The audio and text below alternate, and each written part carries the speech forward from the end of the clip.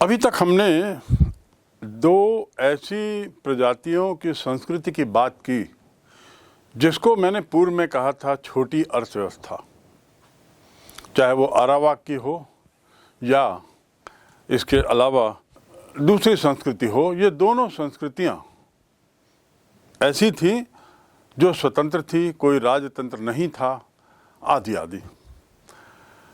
लेकिन अब हम ऐसी संस्कृति पर आते हैं जहां राजतंत्र था और बड़ी अर्थव्यवस्था थी, और ये हैं मध्य अमेरिका और दक्षिण अमेरिका की राज्य व्यवस्थाएं। ब्राज़ील और कैरिबियन क्षेत्रों के ठीक विपरीत, जिसका मैंने पहले जिक्र किया है, कैरिबियन क्षेत्र की एक सभ्यता ली और ब्राज़ील क्षेत्र की एक सभ्यता ली। अब इसके ठीक उल्टा मध्य अमेरिका में कुछ सुगठित राज्य भी थे। वहां मक्के की खेती होती थी।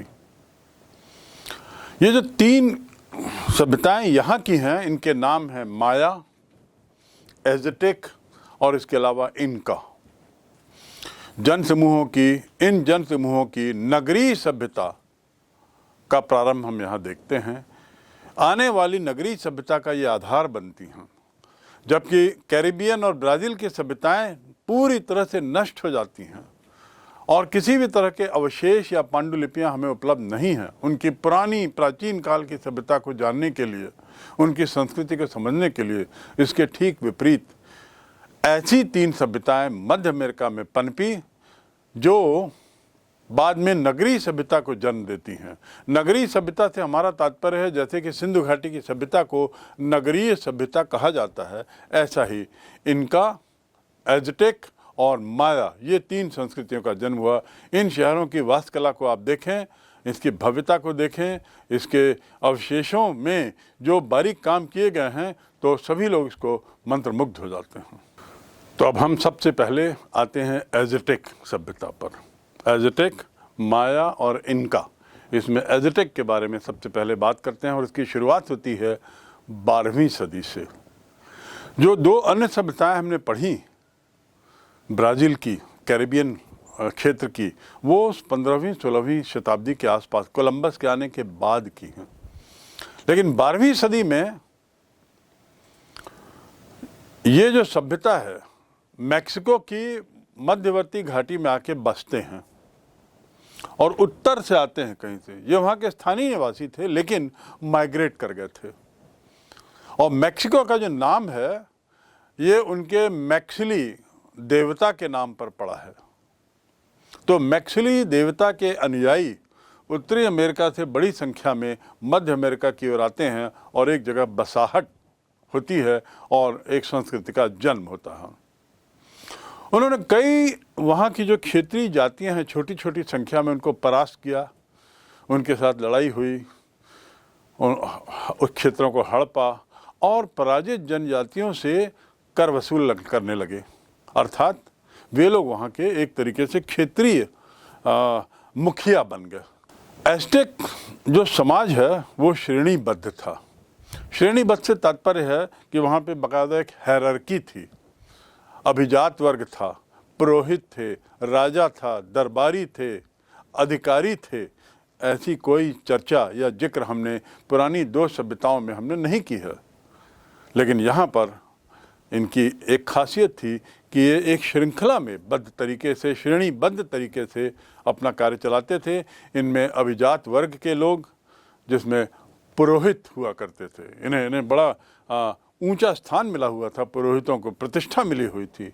पुश्तैनी जो अभिजात थे वो कम थे, लेकिन समय के साथ साथ ये सब स्थायी होते गए। और ये जो पुरोहित थे, ये कर्म में, सेना में, सरकार में ऊंचे ओहदों पर आते चले गए। अभिजात वर्ग के लोग अपनों में से एक का चुनाव करते थे और वो शासक बनता था। तो इस प्रकार शासक और शासन व्यवस्था से वे परिचित थे। मैं बात कर रहा हूँ 12वीं सदी की। 12वीं सदी वही काल है जब भारत में मुस्लिम शासकों का आना प्रारंभ हुआ। मुस्लिम हमले हुए पहली बार, और हमारी संस्कृति मुस्लिम संस्कृति से टकराती है। मोहम्मद गोरी, मोहम्मद गजनी के हमलों के साथ ही वह दौर भारत में टकराव का, संस्कृति के टकराव का शुरू होता है। लेकिन एक और जहाँ मुस्लिम लोग भारत में आते हैं तो केवल शासक बने रहते हैं, यहाँ की संस्कृति में कोई विशेष दखल नहीं करते, क्योंकि उनका उद्देश्य यहाँ की इकॉनमी, यहाँ की अर्थव्यवस्था से यहाँ का धन आदि ले जाना। जबकि मध्य अमेरिका में जो हुआ, वहाँ पर जब एज़टेक लोग बसे तो उन्होंने स्थानीय लोगों को गुलाम बनाया और अपनी संस्कृति को लादने की कोशिश की। बाकायदा श्रेणीबद्ध तरीके से शासन करना शुरू किया। अभिजात लोग अपनों में से एक को राजा चुनते थे जो कैरिबियन और ब्राज़ील सभ्यता में नहीं है, और वो आजीवन शासक रहता था। राजा को चुनते समय ये माना जाता था कि पृथ्वी पर सूर्य देवता का वह प्रतिनिधि है, अर्थात वे सूर्य देवता को विश्वास करते थे, उनकी पूजा करते थे और उसके प्रतिनिधि के रूप में राजा को देखते थे। पुरोहितों को भी सरकारी दूत का भी काम दिया जाता था, गुप्तचरों के रूप में भी सेवा करने का आदेश मिलता था। उसके अलावा देखिए, पुरोहितों से कितने तरह के कार्य लेते थे और पुरोहित कितने अच्छे वर्ग, अभिजात वर्ग में कितने अच्छे ओहदे पर थे। इसके अलावा अध्यापकों, शिल्पियों और चिकित्सकों का भी वहाँ पे बोलबाला था। तो सोचिए, 12वीं शताब्दी में, आज से लगभग 900 वर्ष पूर्व, अध्यापकों का और चिकित्सकों का बड़ा सम्मान वे लोग किया करते थे। एज़टेक लोगों की और भी कुछ खासियत थी, जैसे उनके पास ज़मीन की भारी कमी थी, लेकिन उन्होंने उसकी ऑल्टरनेटिव व्यवस्था कर ली थी। इसके लिए उन्होंने भूमि उद्धार के माध्यम से, जिसमें जल से ज़मीन लेकर इस कमी को पूरा करने की कोशिश की। सरकंडे की घड़ी की चटाई बुनी जाती थी, उसमें मिट्टी एवं पत्तों को ढककर मैक्सिको झील में कृत्रिम टापू बनाया गया। अर्थात वे लोग इतने परिश्रमी थे कि उन्होंने खेती के विस्तार के लिए, ज़मीन के विस्तार के लिए, बसाहट के लिए काफ़ी कुछ मशक्क़त करने को तैयार रहे और मशक्क़त की। तो मैक्सिको झील में उन्होंने आर्टिफिशियल टापू बनाया, आइलैंड बनाया। उसे चिनाम्पा कहा जाता है, चिनाम्पा। उन उपजाऊ द्वीपों के बीच नहरें बनाई, जिन पर एज़टेक की राजधानी, जिसका नाम है टेनोक्टिटलान, इसका निर्माण किया 1325 में। तो इस प्रकार टेनोक्टिटलान जो उनकी राजधानी थी, वह एक आर्टिफिशियल टापू में बनाई गई, और आर्टिफिशियल टापू का, कृत्रिम टापू का निर्माण एज़टेक वासियों ने स्वयं किया, क्योंकि उनके पास भूमि की कमी थी। भूमि की कमी से तात्पर्य है कि जंगल जो थे उसको उन्होंने काफ़ी काटा होगा। इसी झील के बीच में राजमहल भी बनाया, पिरामिड का भी निर्माण किया। जब मैं इस बात की चर्चा कर रहा हूँ तो ख्याल रखें कि इसके पहले की जो 2 सभ्यताओं का जिक्र किया है उसमें ये कुछ भी नहीं है, और इसीलिए उसे छोटी सभ्यता या छोटी अर्थव्यवस्था कहा है। लेकिन यहाँ पर हम तो हायरार्की की बात कर रहे हैं, कृत्रिम खेती की बात कर रहे हैं, कृत्रिम निर्माण की बात कर रहे हैं, और इसके अलावा राजा, शासक, शासन पद्धति, राजमहल, पिरामिड, इस सब की बातें कर रहे हैं। तो ये सभ्यता काफ़ी कुछ अलग थी, और ये जो राजमहल और जो पिरामिड थे बड़े अद्भुत लगते थे। इसके अलावा एज़टेक शासक पूर्व में अध्ययन की गई सभ्यता की तुलना में युद्ध प्रिय थे। इन्हें युद्ध पसंद था और हमेशा युद्ध में व्यस्त रहते थे, और इसीलिए उन्होंने वहाँ के जो मूल निवासी थे, छोटे छोटे संख्या में, उन पर हावी होने में बड़ी सफलता प्राप्त की। इसी वजह से मंदिरों में भी जो उनके है, युद्ध के देवता ज़्यादा हैं, सूर्य भगवान की मूर्तियाँ दिखाई देती हैं, आदि आदि। सभा, भव्य मंदिर इन्हीं देवताओं को समर्पित हैं। जो बड़े बड़े जो मंदिर विशालकाय बनाए गए, ये सूर्य देवता को समर्पित किए गए, युद्ध के देवता को समर्पित किए गए। इस हद तक वे लोग युद्ध के लिए तत्पर रहते थे। संपूर्ण साम्राज्य ग्रामीण जनजीवन पर टिका था, लेकिन कहने को इतना ज़्यादा मजबूत था कि आगे यही ग्रामीण जनजीवन नगरीय सभ्यता को जन्म देता है। लोग जीवन निर्वाह के लिए मक्का, कट्टू, कसावा, आलू, फलियां ये आदि पैदा करते थे, जबकि दूसरी सभ्यताएं उनके पास स्वयं के पास पर्याप्त इतना था खाने पीने का जो प्रकृति ने उनको दिया था कि उन्हें खेती की जरूरत नहीं पड़ी। लेकिन यहाँ ये लोग पैदा करते थे, जिसमें मक्का भी था, आलू भी था, फलियां भी थी। भूमि का स्वामित्व जो है, भूमि का मालिक, वह कोई व्यक्ति विशेष ना होकर कुल के पास होता था। आज जैसे हर जमीन का कोई मालिक होता है व्यक्ति, उस समय ऐसा नहीं था। कुल पूरे समाज के लिए था, जो सार्वजनिक निर्माण को सामूहिक रूप से पूर्ण करते थे। वो जो जमीन होती थी उसमें कुछ भी बनाना हो, सब बगीचे की जैसी चीज़ सार्वजनिक निर्माण की, तो उसे सामूहिक रूप से करते थे, कोई एक व्यक्ति का नहीं होता था। और करवाते थे क्योंकि क्षेत्रीय लोगों से उनको काम करवाना था। ये लोग तो शासक के रूप में आए थे, जो एस्टेक लोग थे वो शासक के रूप में आ गए थे। यूरोपीय कृषिदास जैसे खेतीहर लोग अभिजातों की ज़मीन से जुड़े रहते थे। ये यूरोपीय कृषिदास जो शब्द आया है उसका अर्थ यही है कि अफ्रीका आदि जगहों से, या वहीं के जो उस समय 12वीं 13वीं शताब्दी की यदि बात कर रहे हैं तो वहीं के जो क्षेत्रीय स्थानीय लोग थे मूल रूप से, जिन पर हमला करके नियंत्रित कंट्रोल कर लिया गया था, अब उन्हें ही उनसे खेती कराई जा रही थी। और ये लोग इस प्रकार अभिजातों की जमीन से जुड़े हुए थे, क्योंकि पूरी जमीन कुल की मानी जाती थी और कुल अभिजातों का था। अब फसल का कुछ हिस्सा उनको जरूर दिया जाता था, उसके बदले में वो खेती जोतते थे। तो इस प्रकार क्षेत्रीय जनता और एज़टेक इनके बीच में एक सामंजस्य था।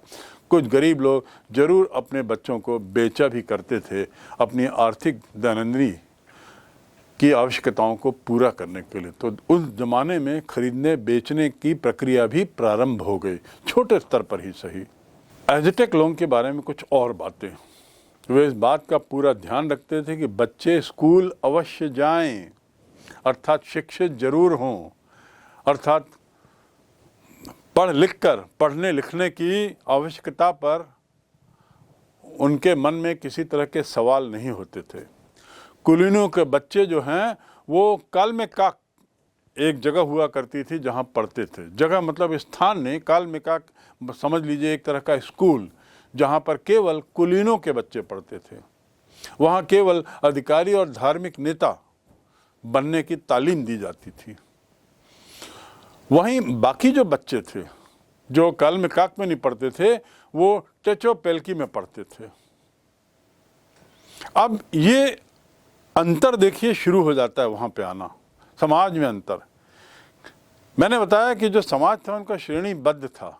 देखिए किस हद तक श्रेणीबद्धता का वहाँ पर बोलबाला था कि अभिजात वर्ग के लोग, कुलीन वर्ग के लोग जो अधिकारी और धार्मिक मुखिया बनने के क्षेत्र में जाना चाहते थे, उनके लिए अलग ढंग की शिक्षा थी और सामान्य वर्ग के लिए अलग तालीम थी। काल में कैक जिस क्षेत्र को कहा जाता था वहाँ सामान्य वर्ग के बच्चे जाते थे।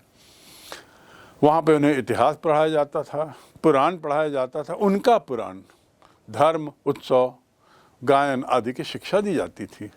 लड़कों को खेती का काम कराया जाता था, व्यापार और सैन्य प्रशिक्षण देते थे ताकि उनकी फौज में पर्याप्त संख्या में सैनिक रहें। व्यापार के लिए ज़रूरी था कि जो मुखिया है, मालिक है, उसके तहत काम करने के लिए बहुत सारे लोग रहें। तो इस प्रकार ऐसे लोगों की ज़रूरत की पूरा करने के लिए इस ढंग की अलग से शिक्षा थी। 16वीं शताब्दी आते आते वह सभ्यता जो 12वीं शताब्दी से शुरू हुई थी, 400 वर्ष के काल में चरमराती हुई दिखाई देने लगी। उसमें अस्थिरता के लक्षण दिखने लगे और स्थिति बदलने लगी। और यही 16वीं शताब्दी है जब यूरोपियों का आना होता है। तो ये चरमराहट जो है, ये एज़टेक सभ्यता का जो पतन की शुरुआत है, उसका भी संबंध यूरोपीय लोगों के वहाँ आने से है।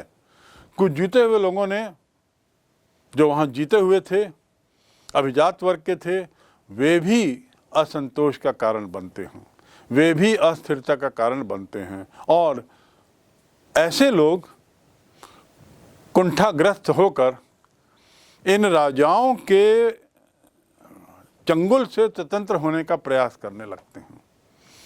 तो इस प्रकार एक तरीके से एज़टेक सभ्यता के अंदर ही एक कश्मकश शुरू होती है। और चूंकि राजा जो था वह आजीवन राजा के रहता था, तो दूसरे लोगों के मन में जलन, ईर्ष्या आदि भी होने लगी, और इस प्रकार एज़टेक सभ्यता के अंदर ही उनके पतन के बीज बोने लगे।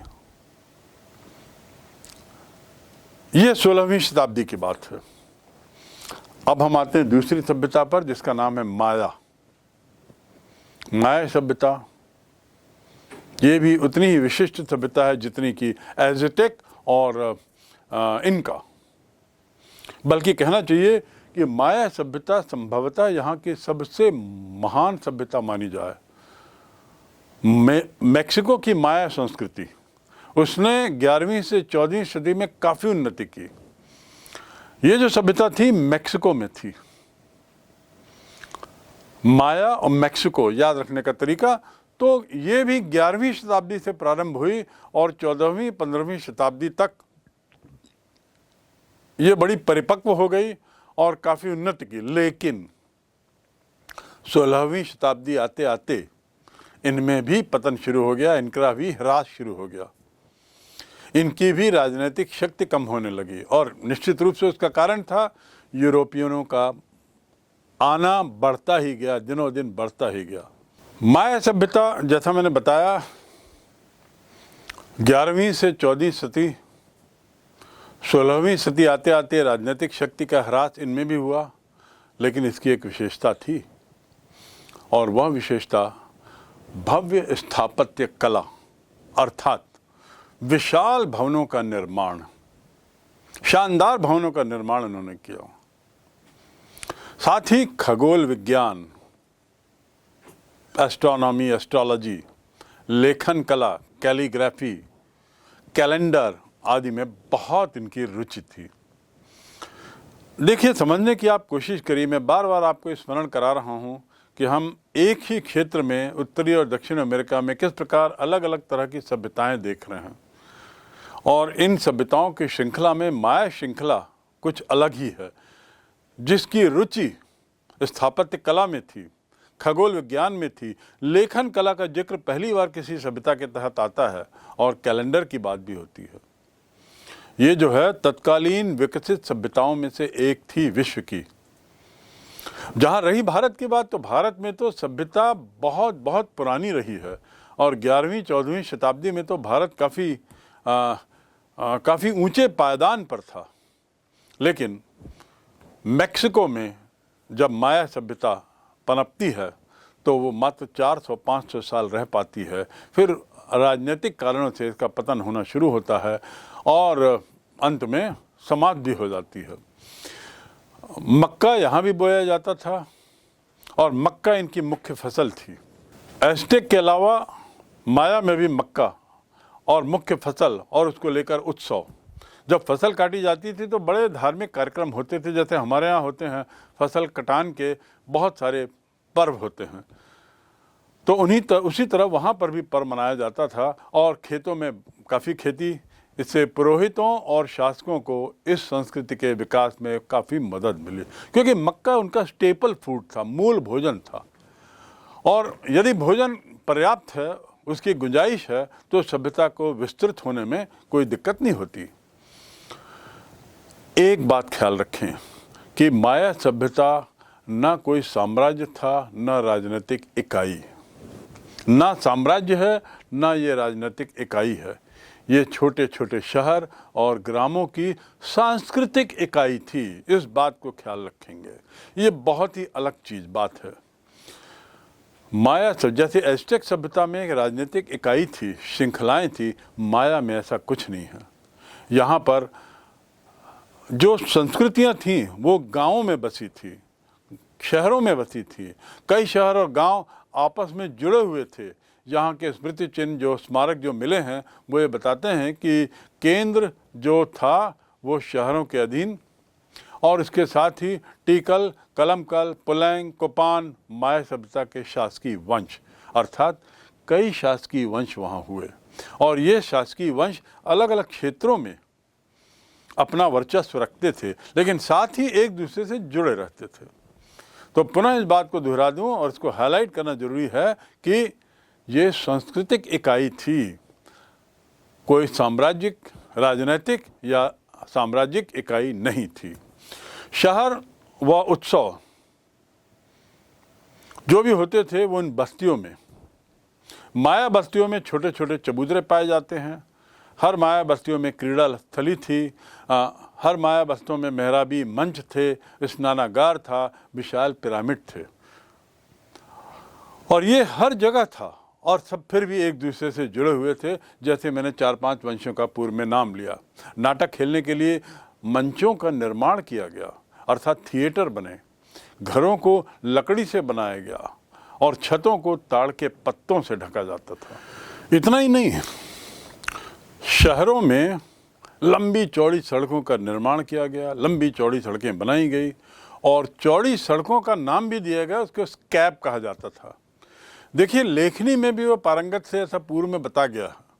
इन्हीं सब पांडुलिपियों के आधार पर ये सब जानकारी मिली है कि उसे क्या कहा जाता था सड़क को। सड़कें जो हैं वो बड़े घने जंगलों से, दलदली क्षेत्रों से गुजरती थी। सड़कों की जो ऊंचाई थी वो 2 फुट तक जाती थी, चौड़ाई 15 से 33 फीट होती थी। सड़कें बहुत लंबी भी होती थी, और प्राय 60-70 किलोमीटर तक की लंबाई की सड़कें 11वीं-12वीं शताब्दी में बना दी गईं। इतनी अच्छी आधुनिक सभ्यता थी अपने समय की माया सभ्यता। 60-70 मील की सड़कें बनाना उस काल में, और वो भी दलदलों के बीच से, जंगलों के बीच से, बिना तकनीकी सुविधाओं के, ये स्वयं में एक बहुत बड़ी बात है, और इस सभ्यता की विशालता पर प्रकाश डालता है। वे लोग समुद्री मार्ग का भी काफ़ी उपयोग करते थे, यहाँ तक कि 1502 में गुआनास पहुँचने पर कोलंबस ने इनकी नौकाओं को देखा था। 1492 के बाद वो 1502 आते आते तक जब वहाँ गुआनास पहुँचा तो उसने जो नौकाएं देखी उसको देखकर वह स्तब्ध हो गया। उसकी चौड़ाई स्वयं की नौकाओं की 8 फीट होती थी। अब 8 फीट नौका की चौड़ाई होना, और उसके बाद फिर आप समझ सकते हैं कि वह कितना वॉल्यूम अपने अंदर लेता होगा।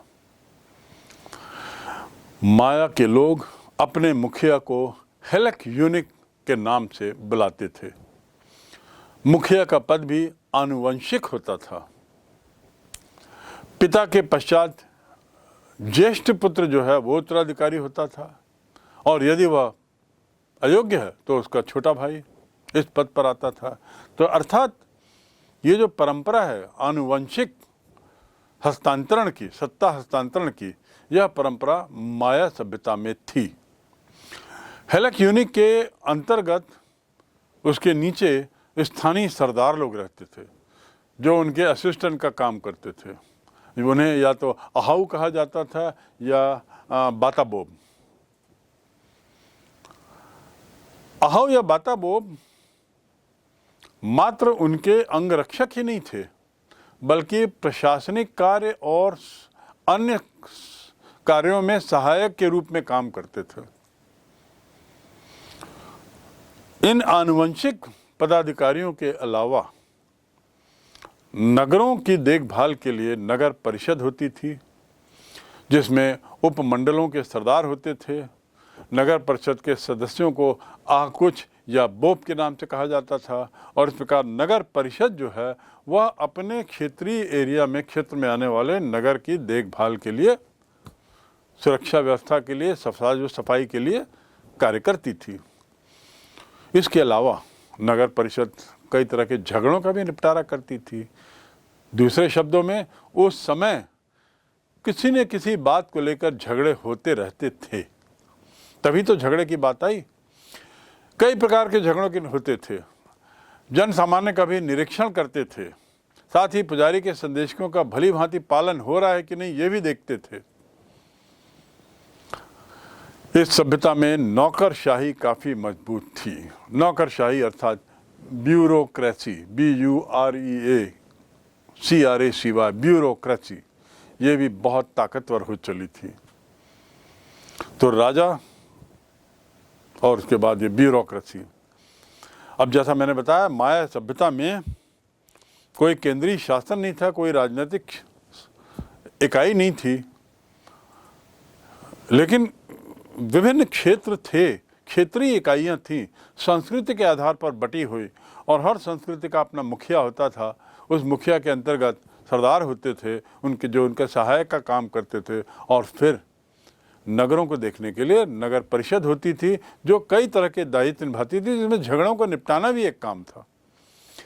नौकरशाही बहुत मजबूत हो चली थी कि नौकरशाही में समाज के वे शक्तिशाली लोग होते थे, अभिजात वर्ग के लोग होते थे, जो सिपाही, युद्ध नायक, राज्यपाल आदि का काम करते थे। अगला बिंदु,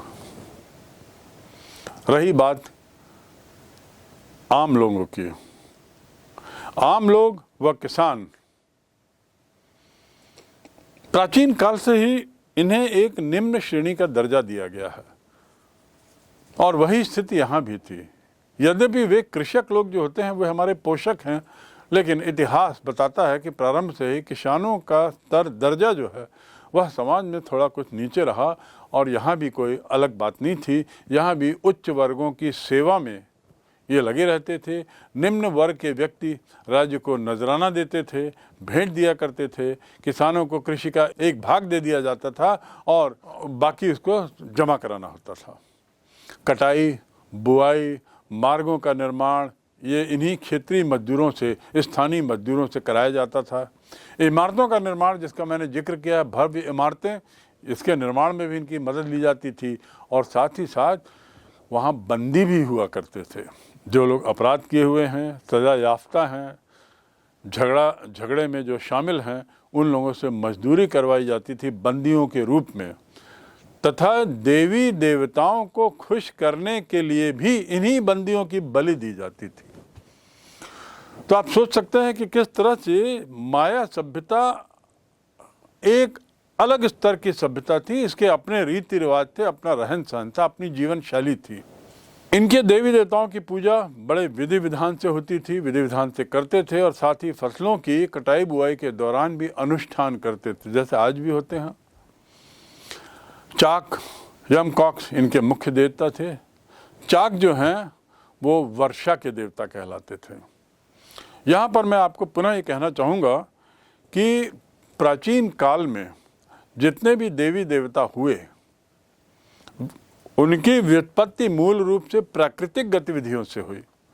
प्रकृति में जो दिखा उसको उन्होंने देवी देवता का रूप दिया, चाहे वो भारतीय धर्म में हो, हिंदू धर्म में हो, जैसे कि इंद्र देवता, वरुण देवता आदि आदि, अग्नि देवता। यहाँ पर इन्होंने भी प्रकृति से ही अपने देवी देवताओं को लिया है। और कटाई बुआई के जो अनुष्ठान किए जाते थे उसमें चाक, यमकॉक्स देवता होते थे। चाक देवता वर्षा के थे, यमकॉक्स फसल के देव थे। पुजारी को अहकिन कहा जाता था। यही पुजारी शिक्षक भी हुआ करते थे। इसकी तुलना यदि फिर हम अपनी संस्कृति से करें, भारतीय संस्कृति से, तो यहाँ पर भी प्राचीन काल में धार्मिक मुखिया, धार्मिक गुरु ही शिक्षक भी हुआ करते थे। उनका दायित्व था शिक्षण देना बच्चों को। उसी प्रकार यहाँ भी इस सभ्यता में भी यही बात थी। पुजारी शिक्षक थे और पंचांग पढ़ना, लिपि पढ़ना, साथ ही मौसमों की जानकारी देना, मौसमों की गणना करना, कैलेंडर, खगोल विज्ञान आदि में ये पारंगत हुआ करते थे। ये सब बातें तो हुई इस सभ्यता की किस हद तक पैठ थी इसको लेकर। खगोल विज्ञान के बारे में भी उस काल में बात करना और पंचांग, चित्रलिपि आदि को पढ़ना समझना, ये स्वयं इस सभ्यता के आधुनिक होने की ओर इशारा करता है। लेकिन अन्य सभ्यताओं की तरह 15वीं 16वीं शताब्दी में इस सभ्यता का भी पतन, ह्रास प्रारंभ हो गया। इतिहासकारों का मानना है कि इसके पतन के कारणों में कई कारण हो सकते हैं। उस बात पर एक मत नहीं है कि इतनी बड़ी सभ्यता, इतनी मजबूत सभ्यता, इतनी विस्तृत संस्कृति कैसे नष्ट हो गई। इस बात पर इतिहासकार एक मत नहीं है। कुछ का मानना है मलेरिया आदि, कुछ का मानना है पूला बुखार और सूखा, और कुछ से भूकंप के कारण विनाश को इस सभ्यता के नाश होने का श्रेय देते हैं। इस कुछ अन्य तो ये भी मानते हैं कि कृषि व्यवस्था का पतन हो गया, व्यापार ठीक नहीं हुआ और संभवतः इसीलिए यह सभ्यता समाप्त हो गई। और तो और कुछ लोग ये भी कहते हैं कि जनसंख्या इतनी बढ़ चुकी थी, विस्फोटक स्थिति में आ गई कि वहाँ की जो खेती की, कृषि की व्यवस्था थी वह उनकी ज़रूरतों को पूरा नहीं कर पाई। तो यहाँ के कंकालों से ये पता चलता है, उसके अध्ययन से, कि कुपोषण भी संभवतः इस सभ्यता की समाप्ति का या पतन का एक मुख्य कारण रहा होगा। कुपोषण, एज़टेक संस्कृति और उसके बाद माया सभ्यता। अब हम तीसरी और अंतिम सभ्यता पर आते हैं इस संदर्भ में, जिसका मैं पूर्व में जिक्र कर चुका हूँ, और वह है इनका सभ्यता। इनका सभ्यता दक्षिण अमेरिका की संस्कृतियों में सर्वाधिक विशाल थी। माया सभ्यता जो थी वो सर्वाधिक गहरी पैठ ली हुई थी, लेकिन विशालता की दृष्टि से इनका सभ्यता थी, और यह पेरू, बोलीविया, इक्वेडोर, अर्जेंटीना इन क्षेत्रों में फैली हुई थी। और एक और ब्राज़ील में वो सभ्यता थी जिसका मैं पूर्व में जिक्र कर चुका हूँ। तो ब्राज़ील में इस सभ्यता का कोई प्रभाव नहीं पड़ा।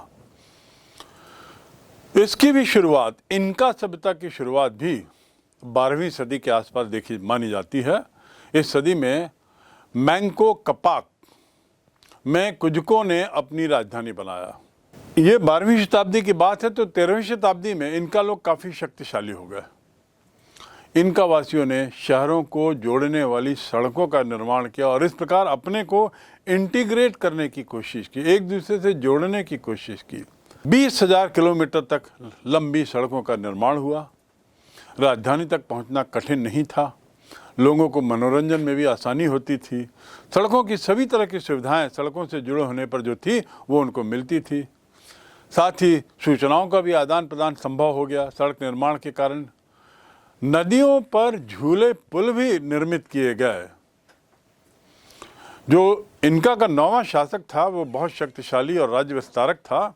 राज्य को बढ़ाने में उसका बहुत विश्वास था, जो 9वां शासक था, और इस प्रकार उसने अपने साम्राज्य को 3000 मील से भी ज़्यादा विस्तृत कर दिया। कुजको राजधानी नहीं बल्कि एक तरीके का फेस्टिवल सेंटर बन गई थी, उत्सव केंद्र बन गया था। तो मैंको कम्पाक के द्वारा राजधानी बनाए जाना, वहाँ से लेकर 9वें शासक द्वारा इसका विस्तार, इस पूरे राज्य का विस्तार और राज्य केंद्रित सत्ता का ये एक बहुत अच्छा उदाहरण है, जहाँ पर 20,000 किलोमीटर सड़कों का निर्माण किया गया। इतनी लंबाई का आप कल्पना कर सकते हैं कि इतनी लंबी सड़कें यदि बनाई गई हैं तो निश्चित रूप से वे इस बात से वाकिफ थे कि सड़कों का निर्माण किसी भी संस्कृति, किसी भी देश, राष्ट्र की प्रगति के लिए अत्यावश्यक है। और इसी प्रकार उन लोगों ने सड़कें बनाई और उसका भरपूर उपयोग, फ़ायदा उठाया। इनका साम्राज्य जो है वो केंद्रीकृत था, अर्थात सेंट्रलाइज्ड था। माया नहीं था। माया में अलग अलग गांवों के अलग अलग शासक हुआ, आनुवंशिक शासक होते थे, छोटे छोटे। लेकिन यहाँ पर केंद्रीकृत था। राजा ही सर्वे सर्वा माना गया, सभी शक्तियाँ उसके हाथ में मानी गईं। इन गाँव की प्रशासनिक भाषा क्वेचुआ, उनकी जो ऑफिशियल लैंग्वेज थी उसे क्वेचुआ कहते थे, और सभी लोग इस भाषा का उपयोग करते थे। इस हद तक केंद्रीय सत्ता हावी थी वहाँ की सभ्यता में कि सब कुछ का एकीकरण हो चुका था। सभी कबीलों में बुजुर्गों की एक सभा होती थी, और सभा का अर्थ ये नहीं है गैदरिंग, सभा का अर्थ है एक समिति हुआ करती थी। उस समिति का नाम था सभा, और उस समिति के सदस्य कौन होते थे? सभी बुजुर्ग लोग। इस प्रकार बुजुर्गों की सभाएं, जिनकी संख्या अनगिनत थी, एक तरह से संघ का कार्य करती थी। और संघ के मायने क्या हैं? कई संस्थाएं, एक तरह की संस्थाएं जब एक बैनर के तले आती हैं तब वो संघ कहलाता है। जैसे भारत भी एक संघ है, 29-30 राज्य एक बैनर के तले आए हुए हैं, इसलिए भारत को एक संघ कहा गया है। तो इनका भी एक संघ की तरह था और सभी समुदाय और सामान्य जन को राज्य का कुछ भाग काम करने के लिए देना होता था। किसे? केंद्रीय सत्ता को। सार्वजनिक कार्य को बारी बारी से एक जाति समूह के बाद दूसरा जाति समूह, फिर तीसरा, इस प्रकार समूहों में काम होता था और रोटेशन में काम होता था। एमारा जाति समूह जिसे कहते हैं, एक जाति समूह का नाम था एमारा। एमारा जाति समूह के लोग अपने को सर्वश्रेष्ठ योद्धा मानते थे, युद्ध में पारंगत थे। और चूंकि वे युद्ध में पारंगत थे और इतने बड़े साम्राज्य के जिसका क्षेत्रफल लगभग 3000 मील था, उसकी सुरक्षा का दायित्व इन पे था, इन्हें करों से मुक्त कर दिया गया था। अर्थात इन्हें किसी भी तरह की आमदनी से राज्य सत्ता को, राजा को कुछ देना नहीं होता था। अनेक कार्य जैसे इमारतों का निर्माण, निजी सेवा, दरबार में निःशुल्क सेवा, बुनकर, बढ़ई, नजराना भेंट करना, ये सब सार्वजनिक कार्य माने जाते थे। इनका साम्राज्य की जनसंख्या लगभग 3000 मील क्षेत्र में फैले हुए इनकी संख्या 10 लाख के आसपास मानी गई है। और ये 10 लाख लोगों के लिए इतनी सारी सड़कें बनाना, 20,000 किलोमीटर लंबाई की सड़कें और भव्य भवन निर्माण, ये इस बात की ओर इशारा करता है कि इनका सभ्यता की नींव कितनी ठोस थी। नींव ठोस होने का तात्पर्य यह है कि कोई भी धर्म, समाज, संस्कृति, राजनीतिक व्यवस्था तभी पनपती है, बढ़ती है, जब उसकी आर्थिक व्यवस्था मजबूत हो, उसकी आर्थिक स्थिति मजबूत हो। इनका साम्राज्य की भी अर्थव्यवस्था बड़ी मजबूत थी और उनका प्रमुख आय का साधन या प्रमुख साधन ही कृषि था। यद्यपि वहाँ की जमीन जो थी उपजाऊ नहीं थी, इसलिए खेती में बड़ी परेशानी होती थी, क्योंकि पूरे जंगल थे। और पेरू को जैसा आप नक्शे में देख रहे हैं, एक बड़ा अलग ढंग का क्षेत्र है इसका, तो बहुत दिक्कतें होती थी कृषि योग्य भूमि बनाने में। किसी तरीके से कंदमूल उगाते थे, जैसे आलू, किनुआ, कोका पत्ती, शकरकंद आदि आदि। कई क्षेत्रों में मक्का की खेती भी यहाँ होती थी। हमने एज़टेक में पढ़ा मक्का, माया में तो मक्का की खेती काफ़ी बड़े क्षेत्र में होती थी, बड़े स्तर पर होती थी। यहाँ पर भी मक्का की खेती कुछ जगहों में होती थी। इनका लोगों ने अपनी खेती की दिक्कतों को दूर करने के लिए कई तकनीकों का प्रयोग किया और कृषि भूमि को उपजाऊ बनाने का प्रयास किया। जैसे सीढ़ीनुमा खेती एक जानते हैं आप, जो पहाड़ों पर वो खेती की जाती है, सीढ़ीनुमा फसल। साथ में फसलों को बदलना, लगातार एक ही क्रॉप उगाने से फसल की उपजाऊ क्षमता प्रभावित होती है, दुष्प्रभावित होती है, तो फसल को बदलना, साथ ही सिंचाई व्यवस्था आदि आदि, ये कई तरीके उन्होंने अपनाए। और इसके अलावा तटीय क्षेत्रों में रहने के कारण इन्हें नमक और मछली आराम से मिल जाया करती थी, वह भी इनके भोजन का अभिन्न हिस्सा होती थी। लेक टिटिकाका, ये बहुत बड़ी लेक है, टिटिकाका लेक, ऊंचे क्षेत्र में, इसलिए यहाँ कंदमूल बहुतायत से मिलते थे, जानवरों का मांस भी खाया जाता था। निचले क्षेत्रों में मक्का का विशेष उपयोग होता था। ये तो रही इनकी भोजन की आदत। अर्थव्यवस्था का एक महत्वपूर्ण अंग, इनका लोग बुनाई और मिट्टी के बर्तन बनाने में बड़े निपुण थे। हिसाब किताब भी बहुत अच्छा रखते थे। जिसे हिसाब किताब की प्रणाली को ये लोग क्विपू कहते थे। हाँ, लेखन कला का उतना ज्ञान नहीं था, लेकिन नक्शे बनाना जरूर जानते थे। धार्मिक बिंदु पर यदि बात करें तो इनके देवता भी प्रमुख रूप से सूर्य देव और मातृ देवी थी। पुरोहितों का स्थान समाज में सर्वोपरि रहा है हर जगह, वैसे यहाँ भी था।